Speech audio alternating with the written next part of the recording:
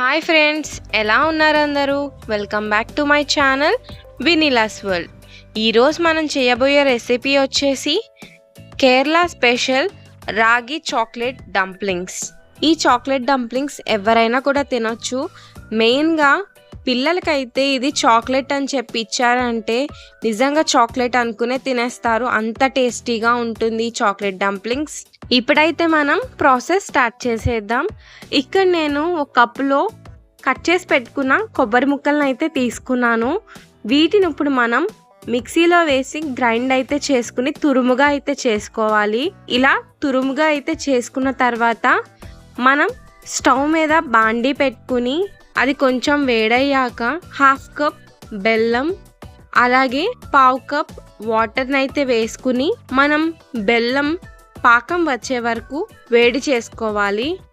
ఇప్పుడు ఇలా నురగలు రావడం స్టార్ట్ అయ్యాక మనం తురుము పెట్టుకున్న కొబ్బరిని అయితే ఇందులో వేసుకుని కలుపుకోవాలి. అలాగే ఇందులో ఒక హాఫ్ టేబుల్ స్పూన్ ఇలాచీ పౌడర్ అలాగే చిటికెడు ఉప్పు కూడా వేసుకొని మనం కలుపుకుందాం. ఈ కొబ్బరిని మనం స్టఫింగ్గా అయితే యూస్ చేస్తాం కాబట్టి కొబ్బరి నౌజ్లాగా గట్టిగా అయితే అవ్వనవసరం లేదు. జస్ట్ మనకి లూజ్గా ఉన్నా సరిపోతుంది. అందులో ఉన్న వాటర్ అనేది ఆవిరైతే సరిపోతుంది.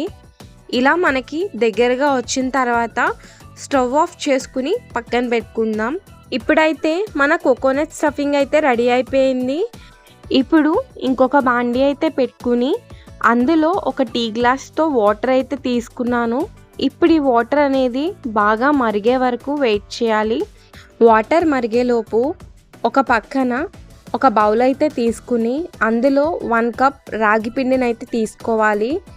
ఇప్పుడు మనం తీసుకున్న 1 కప్ రాగి పిండిలో నుంచి ఒక 2 టేబుల్ స్పూన్స్ అయితే రాగి పిండిని పక్కన తీసుకుని ఒక చిన్న బౌల్లోకి అయితే యాడ్ చేసుకోవాలి.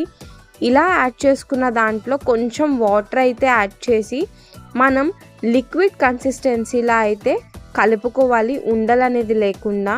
ఇప్పుడు మనం పక్కన పెట్టుకున్న వాటర్ అయితే బాయిల్ అవుతుంది కదా, అందులో మనం ఇప్పుడు వాటర్ వేసి కలుపుకున్న రాగి పిండిని అయితే అందులో వేసుకుంటూ కలుపుకోవాలి, ఉండలు లేకుండా. ఇలా మనకి పూర్తిగా అయితే కలవాలి. ఒక 2 మినిట్స్ కుక్ చేశాక మనకి రాగి పిండి అనేది కొంచెం దగ్గర అయితే అవుతుంది. ఇలా దగ్గర అయిన తర్వాత మనం ఆల్రెడీ ఒక బౌల్లో తీసుకున్న రాగి పిండిలో మనం తయారు చేసిన రాగి పిండి ముద్దనైతే వేసుకుని ఒకసారి కలుపుకోవాలి.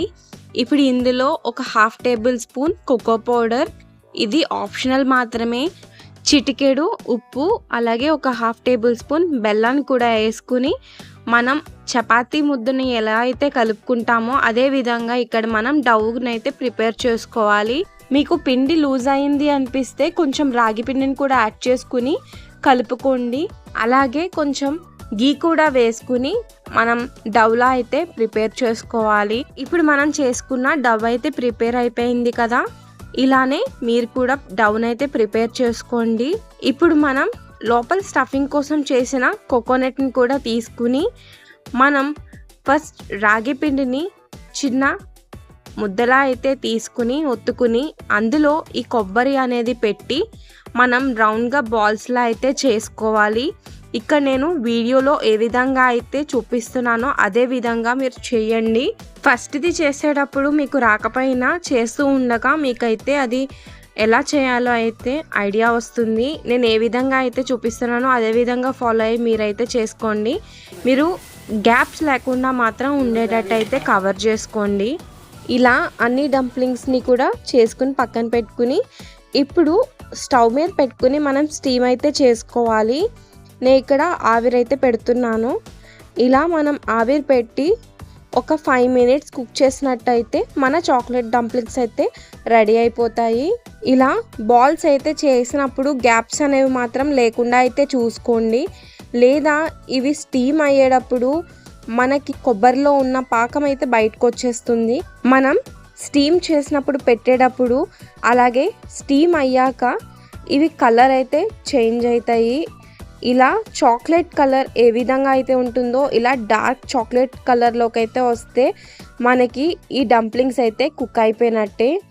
ఇవి వేడివేడిగా అయినా తినొచ్చు, లేదా కొంచెం చల్లారిన తర్వాత అయినా కూడా మనం వీటిని సర్వ్ చేసుకుని తినొచ్చు. రాగి పిండి అంటే ఇష్టం లేని వాళ్ళకు కూడా దీన్ని ఒకసారి చేసి పెట్టారంటే చాలా ఇష్టంగా అయితే తింటారు.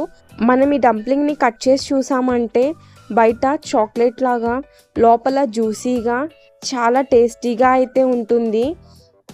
నేను చేసిన ఈ రాగి చాక్లెట్ డంప్లింగ్ అయితే మీకు నచ్చినట్టయితే ట్రై చేసి ఎలా ఉందో కమెంట్ సెక్షన్లో అయితే కమెంట్ చేయండి.